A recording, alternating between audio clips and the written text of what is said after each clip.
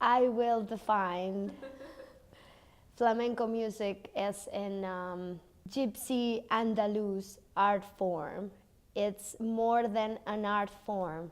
Flamenco is a way of life. It's a whole culture. It's how people live. It's, it's how people are born, how people daily basis just breathe it, eat it, sleep it. It's very much a way of life. You know, in the last decade or so, a lot of negative things have happened in this city.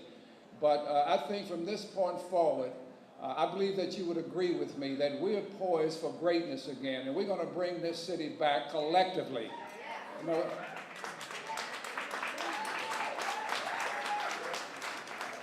we have seen and we recognize how important our young folks are, how important culture, arts, music, dancing, sculpture, you name it. Those things are very, very important in our community, and a lot of you here tonight represent a lot of things that are coming from those particular areas, and we want you to know how much you appreciate it and how much you will be supported by this administration.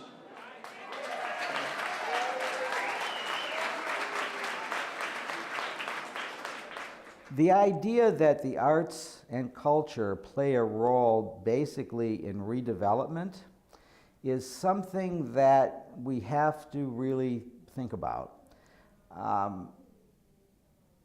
People, of course, look always back to the classic examples of gentrification, Soho, but before that, actually, Greenwich Village, Soho, then the East Village, now Williamsburg, and those kinds of things, that the problem is one primarily of displacing people who are already there.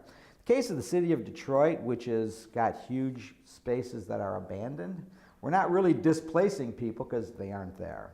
Now, in some neighborhoods they are, and so you have to be wary of that. I think that there is probably an over-optimistic view of the ability of art alone to be the economic driver of revitalization in this city. It's a huge city. There's a lot of people here. Even with the latest census figures of 714,000, whatever it is, the last time the Detroit Council of the Arts did a survey, they came up with 22,000 people who claimed to be artists. And so that's not a huge percentage. The other question is, where does the support for that art come from? Who's going to buy it? And and then where does their money come from? So the idea that art will be an economic redevelopment tool is, I think, a little overdone. Now, to me, that's even the wrong question, because the art that's happening is about people living their lives in this city and supporting one another. And so the idea that somebody wants to get ahead of the curve so that they can make a return on investment, I just don't think is the right way to look at it. I think that these things kind of evolve organically. And the fact that urban agriculture and the things that are happening in local communities in the art scene are connected. I mean, if we go back and look at the roots of those words, the word culture, its original root, cultere, is Latin for knife or plowshare, things that come from the earth. So these grassroots things are about creating communities. And in fact, the panel that I had on Friday night was totally about reclaiming the commons and not thinking in those terms. I think that there's maybe more smoke than fire. Now, that doesn't mean that you shouldn't do it, because the point is actually something else, which isn't about, I'm going to buy a house and I'm going to, use it as a space to make my art, and then someday it'll be worth 5 times what I paid for it. It's really more about, I'm going to be here and I'm going to be part of a community, and we're going to work together, and we're not going to think about in those terms. And if you ask those people, if you go and talk to people like Mitch Cope and Gina Reichert, if you talk to Kate Dog-Drill, if you talk to those people, they're not trying to be part of the capitalist system, a success in a bourgeois marker. They're wanting to create a new paradigm. You know, they want to go off the grid. They want to be away from all of that. In fact, there are people who have moved here, and I just talked to a videographer the other day from California, and you know, she's here because of the fact that you can do your work, right? That's the important thing, is to do the work. And if you have enough of a foundation in order to be able to be free to do the work, that's the important thing.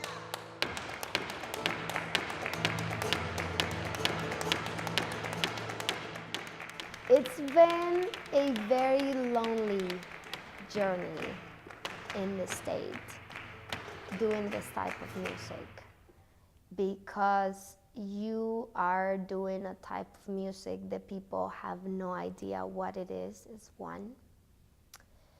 It's a type of music that there isn't a community to it. There isn't any support to it because there isn't a community to it. It's been very extremely hard to do it in a city like Detroit. I've thought about leaving Detroit a few times. And I have a big Ruth here, which is my daughter. And it's not like I can just pack up and leave, right? It's like, okay, see you. But I have thought about it. Because there's moments of desperation. And then something happens that tells me, you have a mission here. Your place somehow is here. For what reason, sometimes I don't know what it is. And I try to find it as soon as possible because it's hard to survive the moment. There's a lot of crying moments because you feel so frustrated about it all. But then there's also a lot of happy moments, a lot of moments of inspiration by the people around you and how people work so hard to make their community better. And so you realize this is bigger than me. But as an artist, as someone who's creating, sometimes can be very difficult. And yes, out of the difficult things, you create things. And that's also wonderful. So it's a combination of constant, struggles within myself. But Detroit has something that gives to artists that when they start to know you, they recognize passion. They love. I find myself seeing how much because now, although I am Mexican born and raised, I've been living in Detroit for 15 years. I consider myself a Detroiter. I have a community here. I live here. I work here. I have a child here. I find ourselves that we are starving for art and music and diversity. And when they started to see there's something else that they've never seen, they embrace it. And they have embraced me as an artist and what I'm bringing to them.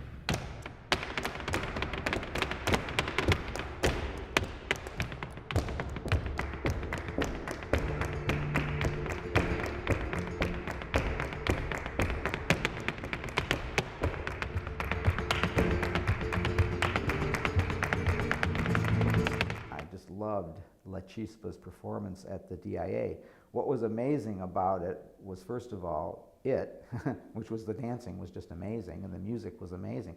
But the fact that it took place in the Rivera Court, was really pretty interesting. I mean, you're talking about the fact that when Rivera and Frida Kahlo were here in Detroit, they spent time in the Mexican community in Southwest Detroit.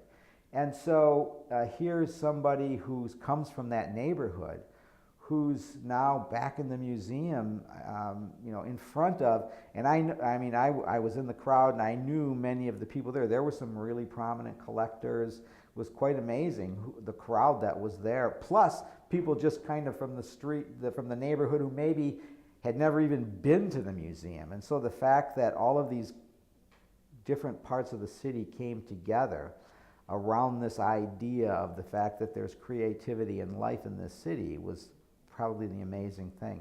For the community outside of our little group, you know, I don't think you can underestimate the value of the fact that for those 4 or 5 days, there was a whole notion of a city, a public sphere, of a community, of creativity being kind of like consumed and honored. And that's pretty amazing when you think about it.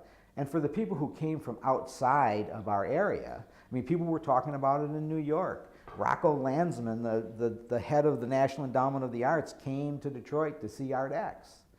And, you know, was pretty amazed by it. So those are the amazing aspects of it. I mean, just that notion of identity. Over the last couple of years, we've had, you know, when you look at Detroit and people look at our census and what has happened to us from a population standpoint over the last 10 years, not a lot of good news. But I think we've hit bottom. And by virtue of this crowd of 21 to 34-year-olds coming back, we have a major commitment. We've had over 60% of people from that age group that have come back to Detroit or that have now moved to Detroit, and they are in this corridor, and this corridor is going to be the hot place in the city of Detroit. So just let me say in closing, I am very pleased where things are going right now in our community. A lot of hard work, but I think Detroit is known for that. And we are going to come back. I guarantee you the trip that we just had in Washington, the White House is very impressed with a lot of things that are going on, and I do believe that we're going to get a lot of support from Washington, but it's up to us to implement the support that we get and make our reality. So you are part of that. Thank you so very much, and look forward to working with you and supporting you.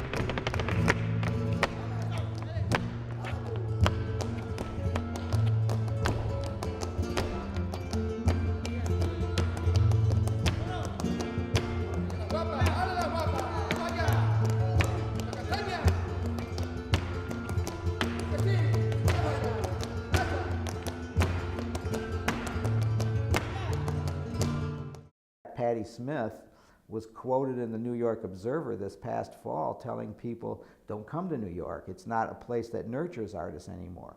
Go to Detroit.